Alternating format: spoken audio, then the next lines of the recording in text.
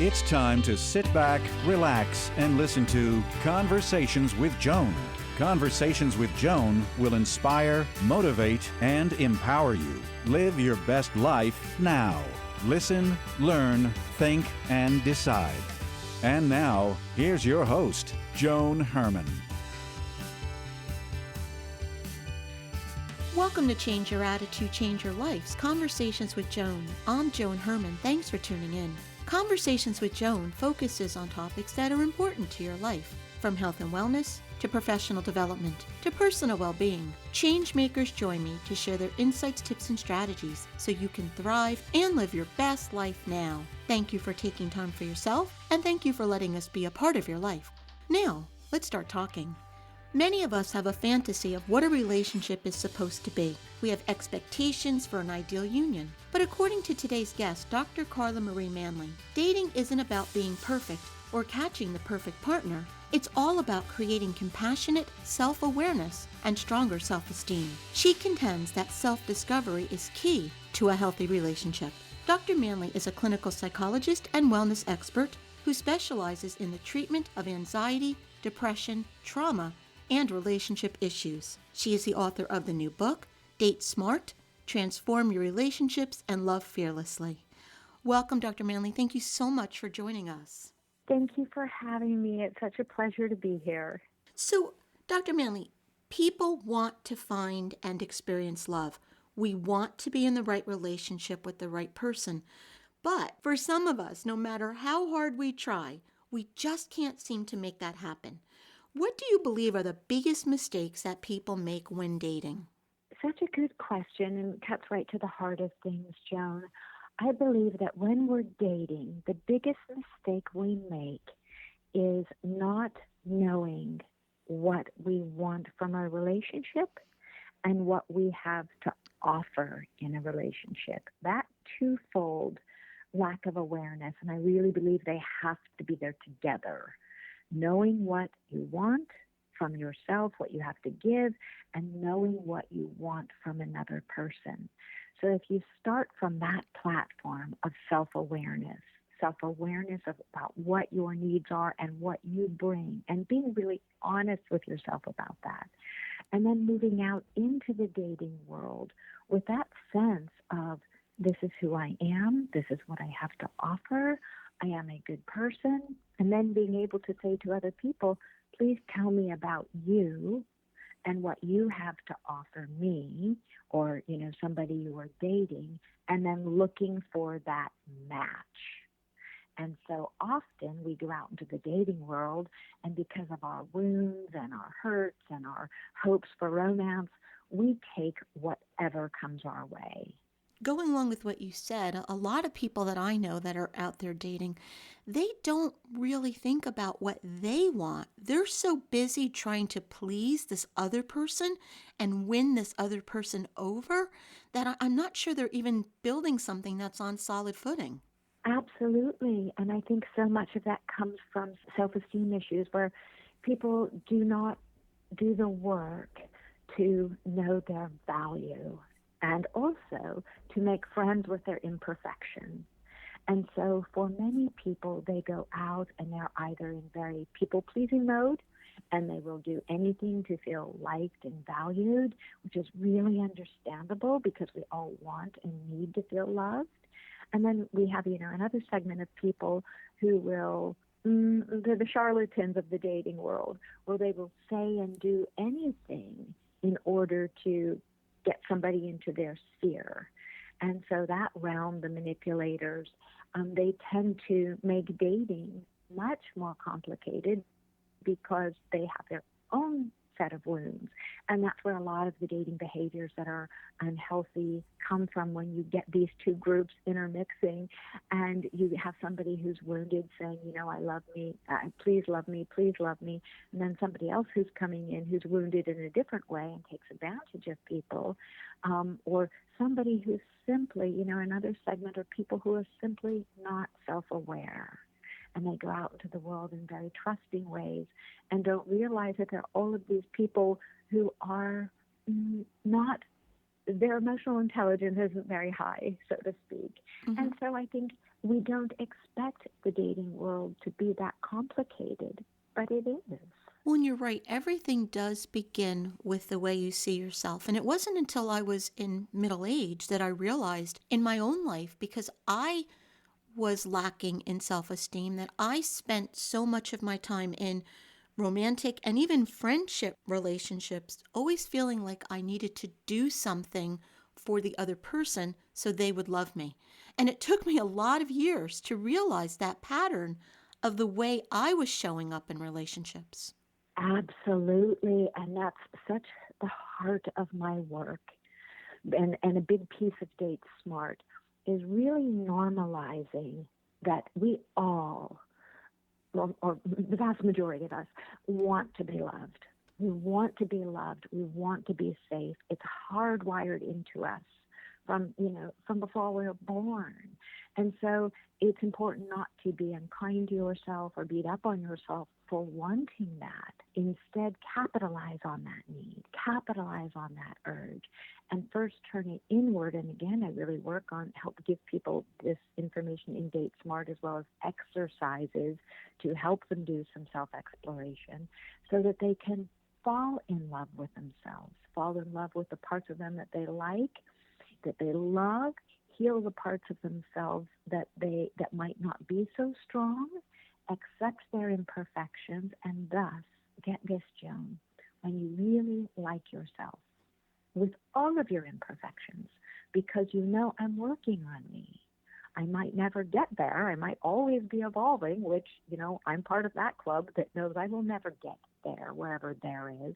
Mm-hmm. I will always want to evolve and become a better person.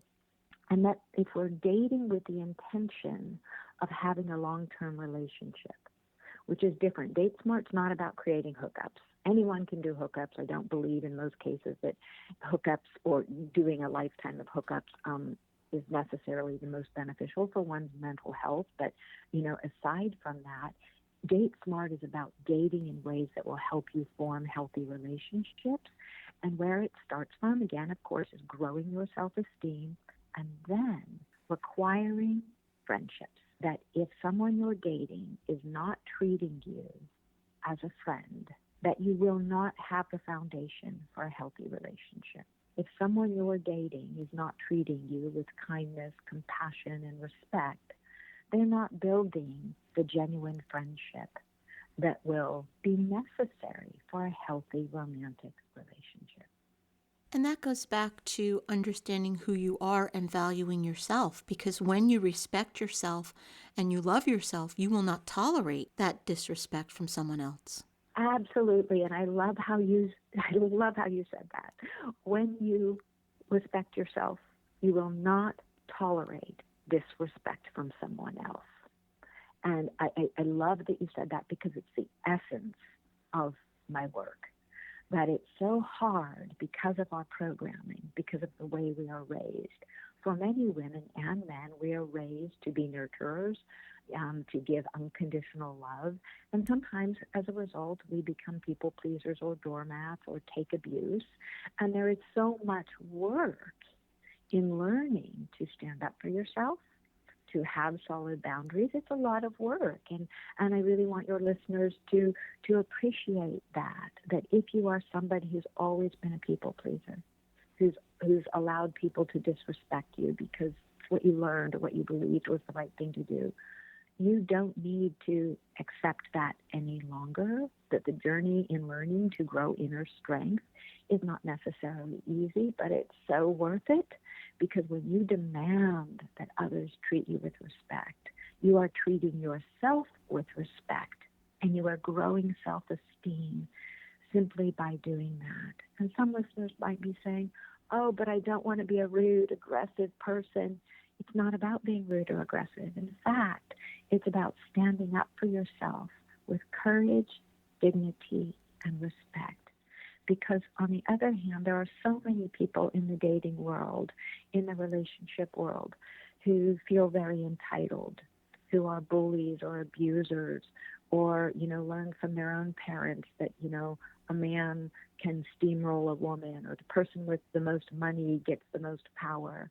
And all of those dynamics are things that we need to put in our history and really work to come forward and to cultivate healthy dynamics with our partners, regardless of our history.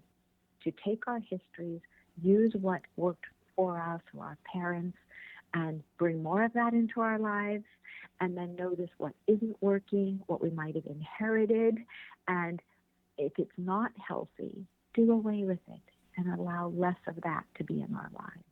And all of this, if you're noticing, is about mindfulness.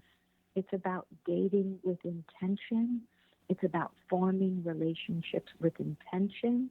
It's about really knowing what your deal breakers are. And for me, it's things like honesty, respect. You'll see they all kind of come back to respect, because if you're honest with somebody, you're showing respect for yourself and others. Kindness, compassion.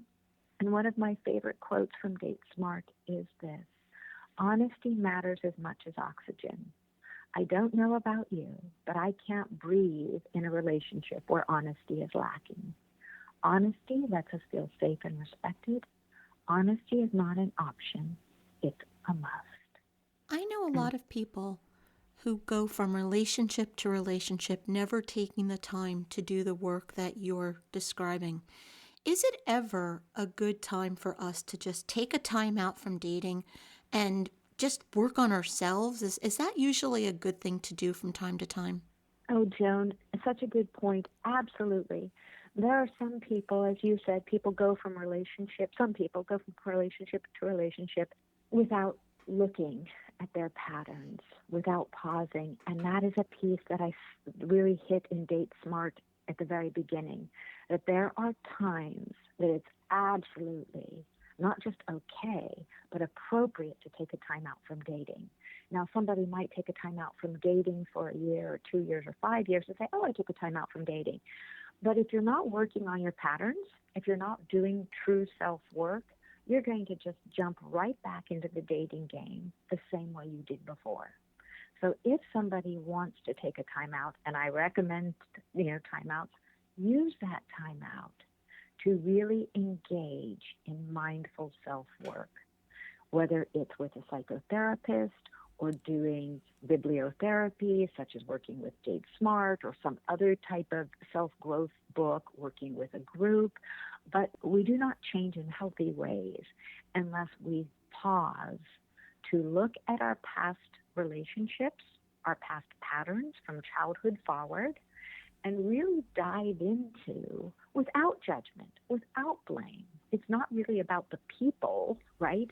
It's about what we learned from the people, good or not good. It's about the habits that were etched into our brains and way of being, be they good or not good, and doing the work during this time out, right? This dating time out, to say, wow, this really worked for me. This kind of person really blends well with me, or this didn't work for me, and I can see where I picked up my dad's negative habits or my mom's, negative habits, and I'm going to do the work so that when I decide to re-enter the dating world, I'm going to enter that dating world more conscious, more aware, and more respectful of myself and others. And again, I think that takes such effort that some people don't want to do it, and they think they'll do better just because they took a time out. And we are such complex people, such complex individuals, and we really deserve self-work. I don't see it as something that's negative. I love my profession, and I really see doing self-work not just as a privilege, but as a responsibility. Because if we don't do our own self-work, we are bound to cause harm to the people in our path. What about when we do all of this work and we feel like we're ready, but we've been so wounded, we've been so hurt by a previous relationship that we're afraid, and we still have these walls around us to protect us? How do we tear down those walls? for those who are wounded, and there are many of us, who are wounded because we get hurt from childhood forward, and we grow walls as a response to the trauma or the pain or the, lack of love that we've experienced. And so we build walls around us as a coping mechanism to keep ourselves safe. And that's all very understandable because we all, again, want to feel safe. Unfortunately, walls, especially really high castle walls that some of us build around ourselves because of the pain, keep us safe, but they also keep love from coming in. And so, again, going back to the importance of psychotherapy and being a psychologist and being a person who has suffered wounds in my life, I know the importance of working through your wounds, finding a skilled therapist. If you can't afford therapy, individual therapy, group work, working with self-help books that give you exercises. I'm sorry about that noise.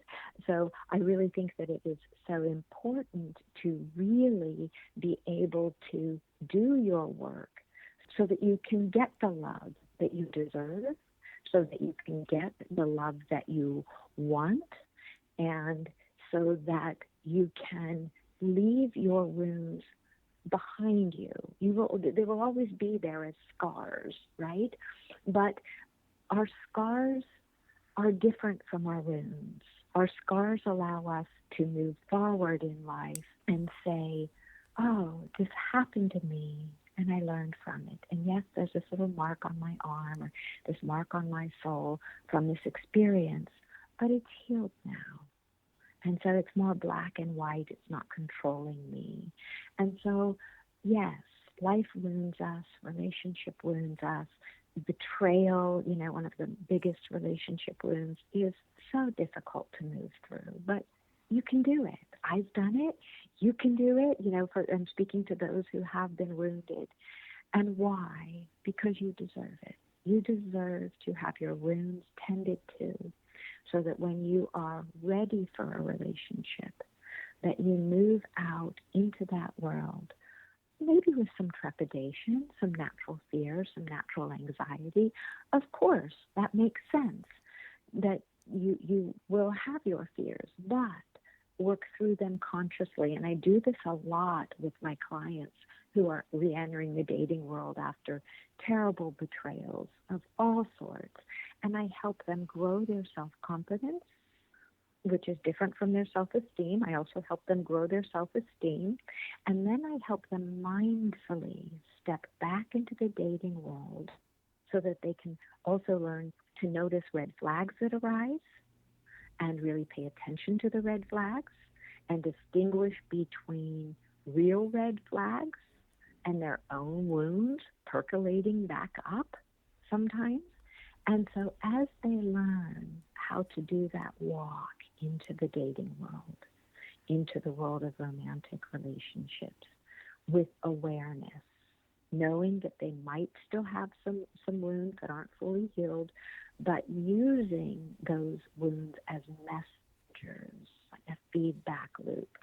I have found that my clients tend to ultimately, the vast majority, find the best relationships of their lives when they take that approach, because they've used their wounds and they've healed their wounds, and then they go out into the world with more wisdom and more healthy love than ever before.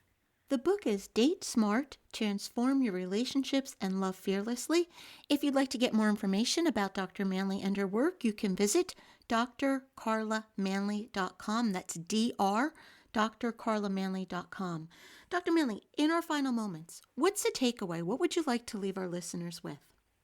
I would say that the most important thing to know is that you are valuable.